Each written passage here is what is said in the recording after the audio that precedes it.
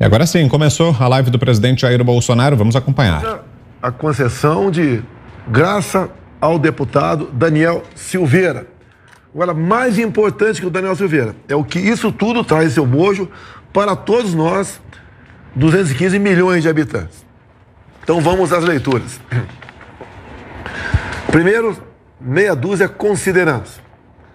O presidente da República, no uso da atribuição que lhe confere o artigo 84, caput, inciso 12, da Constituição, tendo em vista o disposto no artigo 734 do Decreto-Lei 3689, de 3 de outubro de 41, Código de Processo Penal. Considerando que a prerrogativa presidencial para a concessão de indulto individual é medida fundamental à manutenção do Estado Democrático de Direito, inspirado em valores compartilhados por uma sociedade fraterna, justa e responsável.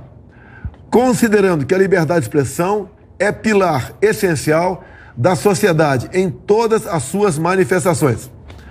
Considerando que a concessão de indulto individual é medida constitucional, discricionária, excepcional, destinada à manutenção do mecanismo tradicional de freios e contrapesos na tripartição de poderes.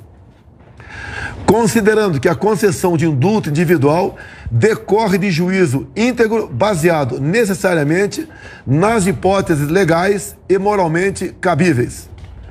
Considerando que ao presidente da República foi confiada democraticamente a missão de zelar pelo interesse público.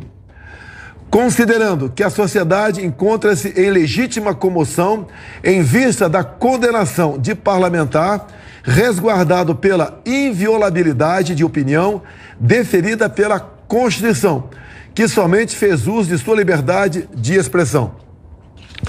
Decreta, artigo 1º, fica concedida a graça constitucional a Daniel Lúcio da Silveira, deputado federal condenado pelo Supremo Tribunal Federal em 20 de abril de 2022, no âmbito da ação penal 1044, a pena de 8 anos e 9 meses de reclusão, em regime inicial fechado, pela prática dos crimes previstos.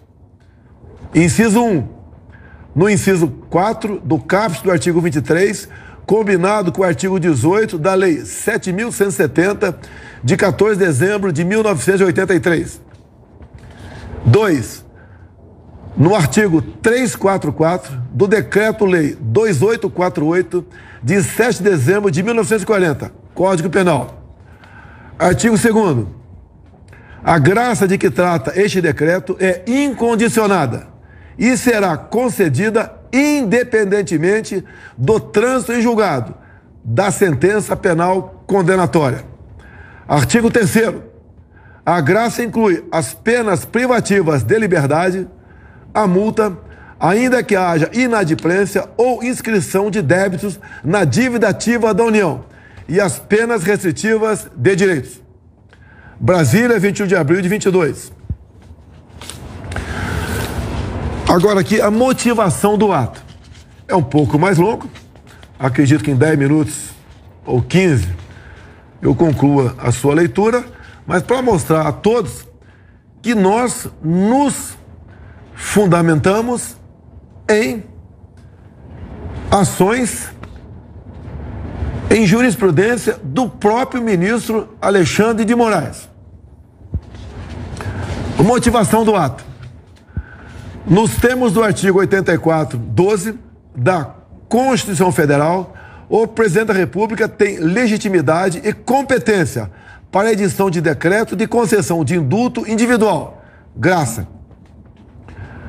Como é de conhecimento público, o Egrégio Supremo Tribunal Federal condenou, na data de 20 de abril de 22, o deputado federal Daniel Silveira a pena de 8 anos e 9 meses de reclusão, em regime inicial fechado, pelos crimes de ameaça ao Estado Democrático de Direito.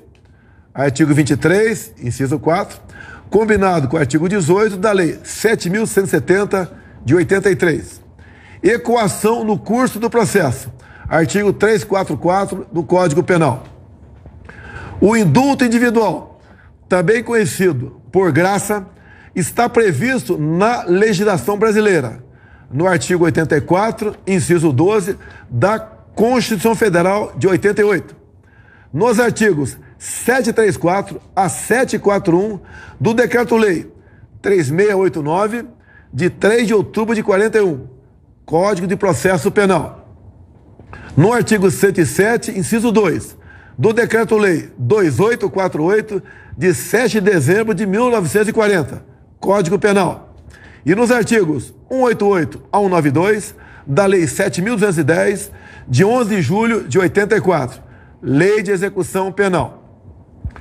A Constituição Federal de 88, uma das marcas do processo de redemocratização do Estado brasileiro, contemplou como vetores, inspirada na doutrina de Montesquieu, a independência e harmonia entre os poderes executivo, legislativo e judiciário. Artigo 2º. E a separação entre os poderes, causas pétreas que não podem experimentar mitigação por iniciativa legislativa e reformadora. É o artigo 60, parágrafo 4º. Corolário destes princípios é o denominado sistema de freios e contrapesos, que investe os poderes episodicamente em funções atípicas de fiscalização e limitação recíprocas. Sobre o assunto, precisas as colocações do ministro Alexandre de Moraes, que em seu voto na ADI 5874 pontuou que o sistema de freios e contrapesos, todavia, também estabelece mecanismos de controle do Executivo sobre o Poder Judiciário, como, por exemplo, a livre escolha e nomeação dos ministros do Supremo Tribunal Federal, escolha e nomeação dos ministros do Superior Tribunal de Justiça, e como, na presente hipótese, a possibilidade de concessão de graça, indulto ou comutação. De fato, verifica-se que o Instituto consiste no perdão presidencial por meio de decreto e, portanto, um ato típico de governo que se caracteriza pela discricionariedade. Não há conflito entre as medidas. A condenação criminal labora no espectro jurídico decisório de prestação jurisdicional de pleito formulado pelo titular da ação penal, ao passo que a clemência constitucional se ampara em critérios de conveniência e oportunidade do titular da competência, ou seja, de discricionariedade, pelo que repousa em sede decisória política. Aclaramento neste mesmo sentido agregou o ministro Alexandre de Moraes na assenta que já fez referência. É o mesmo entendimento pacificado por esta Suprema Corte, que prevê a possibilidade constitucional de o presidente da República discricionariamente conceder clemência individual ou coletiva, seja de maneira total, seja de maneira parcial, conforme podemos conferir a título exemplificativo em diversos julgados, analisando o texto atual da Constituição Federal de 1988, sempre em decisões unânimes. Essa característica do indulto foi reconhecida e reforçada pelo Supremo Tribunal Federal no julgamento da mencionada ação direta de inconstitucionalidade número 5874-DF. Na oportunidade, o plenário, por maioria, seguiu o voto do ministro Alexandre de Moraes, ocasião em que ficaram assentadas as seguintes premissas.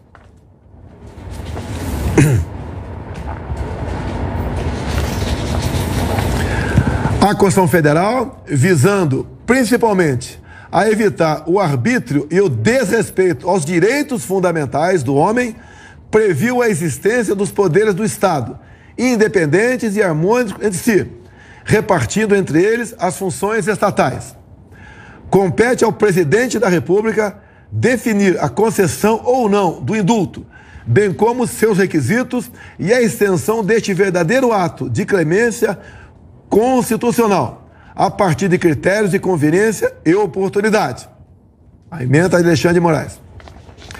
A concessão de indulto não está vinculada à política criminal estabelecida pelo Legislativo, tampouco adstrita à jurisprudência formada pela aplicação da legislação penal, muito menos ao prévio parecer consultivo do Conselho Nacional de Política Criminal e Penitenciária, sob pena de total esvaziamento do Instituto que configura tradicional mecanismo de freios e contrapesos na tripartição de poderes.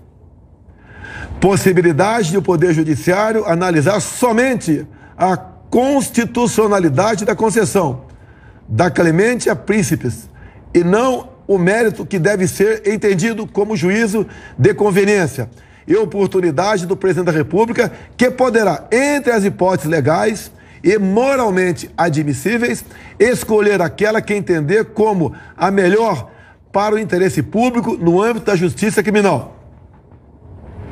A ação direta de constitucionalidade julgada improcedente.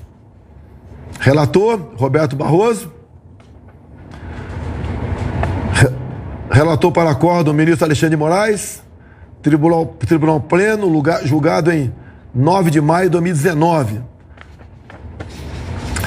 A graça pode ser concedida a crimes de qualquer espécie, inclusive os de ação penal privada. No entanto, são insuscetíveis da clemência os crimes hediondos, a prática de tortura, o tráfico ilícito de entorpecentes e drogas afins e o terrorismo, nos termos da Constituição, artigo 5º, inciso 43, e das leis 8.072, de 90, que dispõe sobre crimes hediondos, a lei 9455, de 97, que define crimes de tortura, a lei 11.343, de 2006, que institui o Sistema Nacional de Políticas Públicas sobre Drogas e de outras providências. Em caso sem embargo do respeito institucional de que nutre essa presidência da República, em face da mais alta corte judiciária do Brasil, identifica-se na espécie, em juízo político, a conveniência e oportunidade de decretar a soberana medida de graça em favor do deputado federal Daniel Lúcio da Silveira, condenado em 20 de abril de 2022, no âmbito da ação penal número 1044, pelo Supremo Tribunal Federal, para extinção de punibilidade das penas impostas no aludido julgamento. A Constituição Federal de 1988 consagrou o Estado Democrático de Direito, inspirado em valores compartilhados por uma sociedade fraterna, justa e responsável, permitindo que os indivíduos desenvolvam seu pleno potencial e busquem sua realização enquanto cidadãos. Partindo-se dessa premissa, a liberdade é pilar essencial da sociedade, em todas as suas manifestações. Assim, em homenagem à responsabilidade e às competências outorgadas às autoridades democraticamente eleitas, é de rigor que sejam usados todos os meios admissíveis, jurídica e politicamente, para a defesa da liberdade de expressão, a exemplo da graça que goza de expressa previsão constitucional. No caso concreto, a sociedade encontra-se em legítima comoção em face da condenação pela mais alta Corte de Justiça de parlamentar que tão somente fez o uso de sua liberdade de expressão, resguardado ainda pela inviolabilidade de opinião deferida pela Carta Magna. Assim, com o intuito de homenagear o valor da justiça e a pacificação social tão caros ao Brasil, a clemência presidencial é medida não somente cabível, mas necessária para que a nação possa caminhar rumo aos objetivos traçados na Constituição da República, fundamentos que amparam a promulgação deste decreto. Frise-se que, na hipótese concreta, as condutas apenadas pelo Supremo Tribunal Federal, na ação penal 1044, não esbarram nos requisitos negativos do artigo 5º, inciso 43,